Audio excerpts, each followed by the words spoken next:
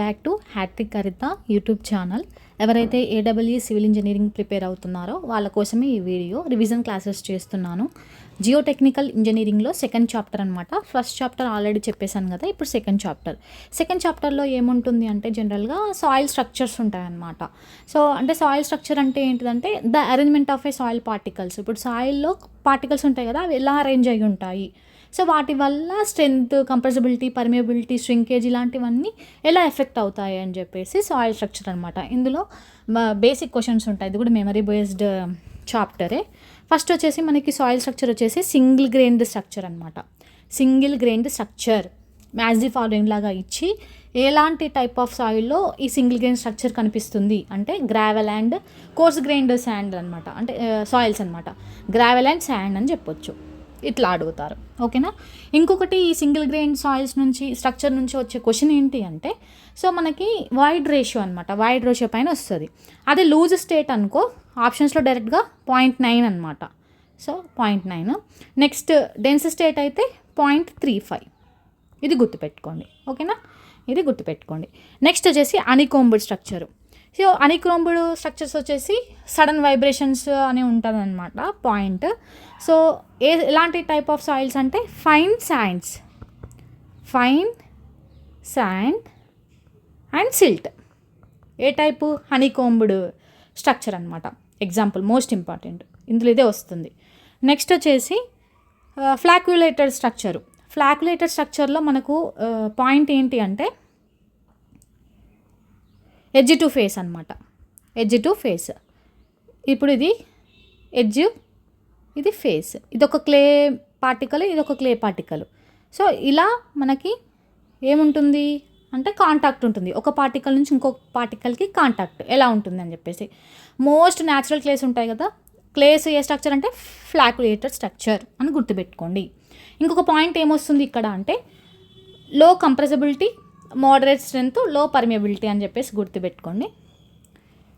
Next వచ్చేసి dispersed structure. Dispersed structure వచ్చేసి face to face contact ఉంటుంది అనమాట. ఫేస్ టు ఫేస్ అంటే ఇదొక పార్టికల్, ఇదొక పార్టికల్ ఇలా, ఓకేనా. ఈ కాంటాక్ట్ అనేది ఫేస్ టు ఫేస్కి మధ్యలో ఉంటుందన్నమాట. ఇది డిస్పర్స్డ్ స్ట్రక్చర్ అనమాట. ఇది సెన్సిటివ్ క్లేస్లో, రీమోల్డెడ్ సాయిల్స్లో ఈ స్ట్రక్చర్ అనేది కనిపిస్తుంది. ఇక్కడ మ్యాచ్ ది ఫాలోయింగ్ లాగా ఒక క్వశ్చన్ రావచ్చు, ఇంతే వస్తుంది. నెక్స్ట్ ఏంటంటే క్లే మినరల్స్ అనమాట. క్లే మినరల్స్లో మనకి ఫస్ట్ కయోలోనైట్, ఓకేనా. కయోలోనైట్ అనేది ఉంటుంది.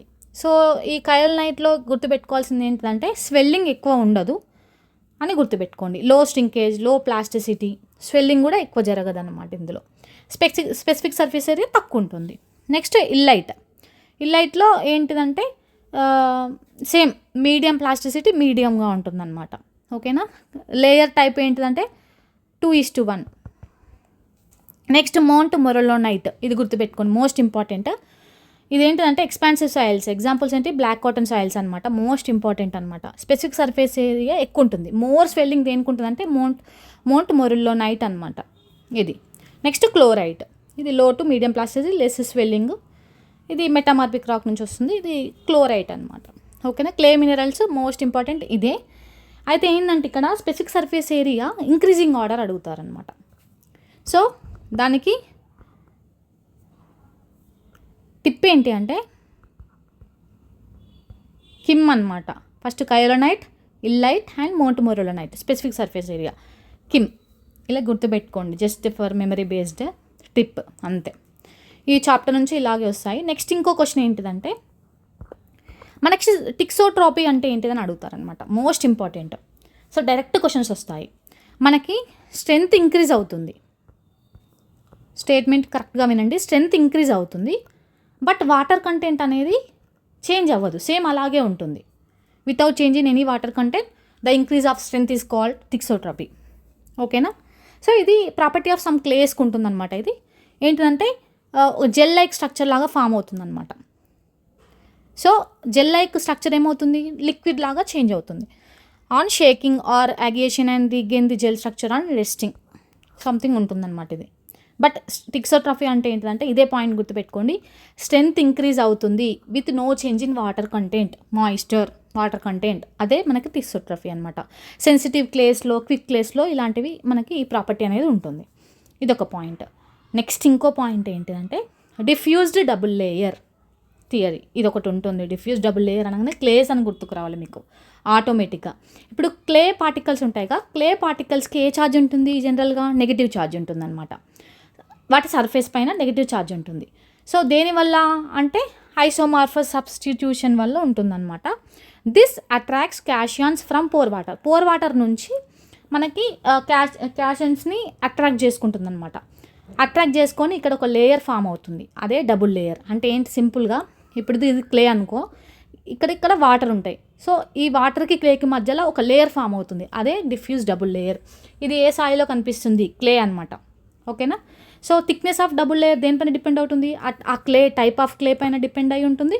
Concentration of a pore water, ఇప్పుడు మోర్ కాన్సన్ట్రేషన్ ఎక్కువ ఉందనుకోండి, లేయర్ అనేది తక్కువ ఉంటుందన్నమాట, ఇన్వర్స్లీ ప్రపోర్షనల్. ఓకేనా? Valency of cations high valency ఉంటే థిన్నర్ లేయర్, అలా ఆపోజిట్. ఓకేనా? ఇందులో నుంచి ఇవి వస్తాయి. ఇంకొకటి ఏంటిదంటే మనకి అబ్జర్ప్షన్ అంటే ఏంటిదంటే attraction of water molecules by clay surface farming a film. Plasticity, swelling, sensitivity వేరే చాప్టర్స్లో వస్తాయి, అక్కడ మనం రివిజన్ చేసేద్దాం. ఓకేనా? ఇందులో నుంచి ఇవే వస్తాయి. ఇది second chapter. Thank you for watching.